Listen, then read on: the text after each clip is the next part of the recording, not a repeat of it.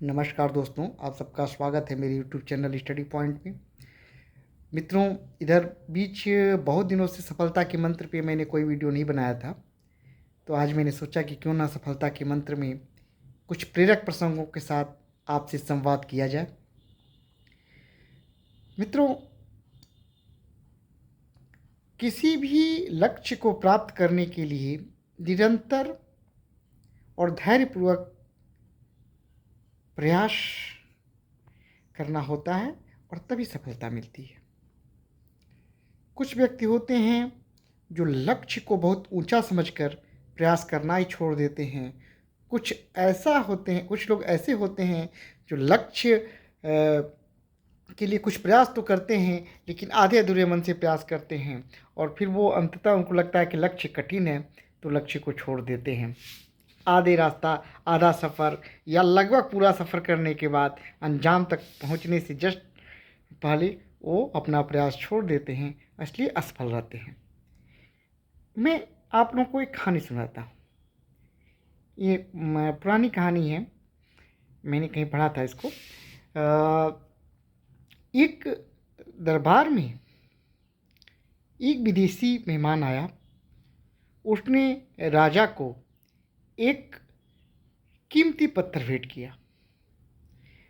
राजा ने निर्णय किया कि उस पत्थर से वो एक मंदिर बनाएगा, विष्णु का मूर्ति बनवाएगा और उसे अपने गांव के, अपने राज्य के किसी मंदिर में उसको स्थापित कराएगा।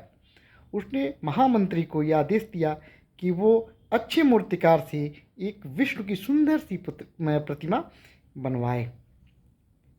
महामंत्री जी को मिला आदेश महाराज का। महामंत्री जी ने दौड़ लगाई, मूर्तिकार के पास पहुँचे। सबसे पहले वो जो राज्य का जो बहुत बड़ा और प्रसिद्ध मूर्तिकार था उसके पास पहुँचे। उसको उन्होंने पत्थर दिया और कहा कि महाराज का आदेश है कि इस पत्थर से एक विष्णु की मूर्ति बनानी है। विष्णु की मूर्ति बनाने वाले को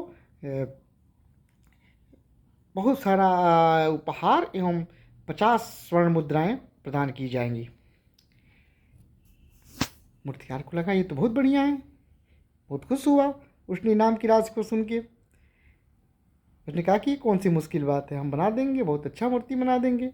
बड़ा और प्रसिद्ध मूर्तिकार था, महामंत्री को भी लगा कि हाँ ये तो बना ही दिया देंगे।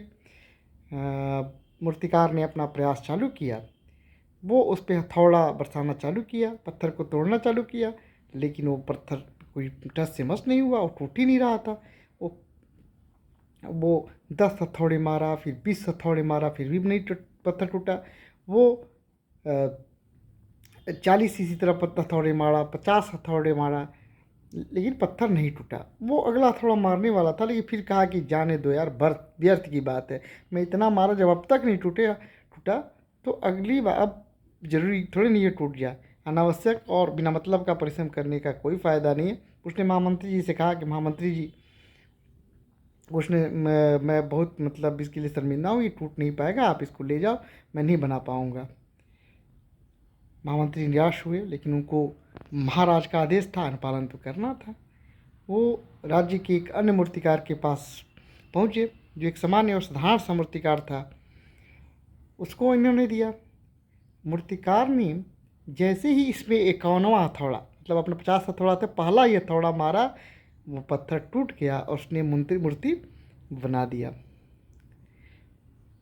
तो इसके पीछे एक जो निहितार्थ है कि जो पुराना मूर्तिकार था, जो प्रसिद्ध मूर्तिकार था, वो अगर 51वां हथौड़ा मार दिया होता तो संभवतः पत्थर टूट गया होता और वो मूर्ति बना देता और बहुत सारी असरपियाँ, 50 स्वर्ण असरपियाँ एवं बहुत सारा उपहार प्राप्त कर लिया होता। लेकिन वो प्रयास को छोड़ दिया, वो थक गया कि नहीं अब नहीं हो पाएगा, और फिर वो सफल नहीं हो पाया।